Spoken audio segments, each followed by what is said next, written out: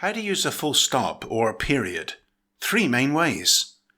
A quick reminder, continually improve your English. Click the subscribe button now. In British English, it's called full stop. In American English, period. Let's look at the 3 main ways. 1. At the end of a sentence. The picture shows an elephant eating. Sentence example.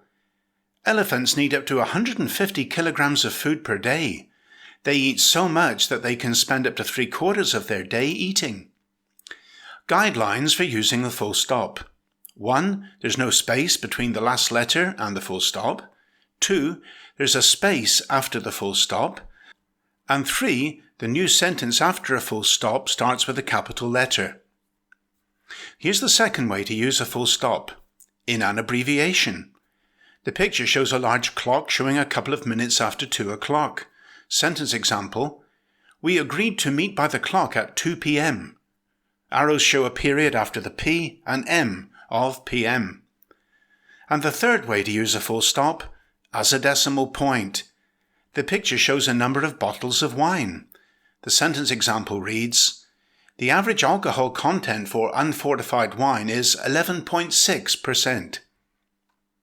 So, to summarize, what are 3 main ways to use a full stop or period? 1. At the end of a sentence. 2. In an abbreviation. And 3. As a decimal point.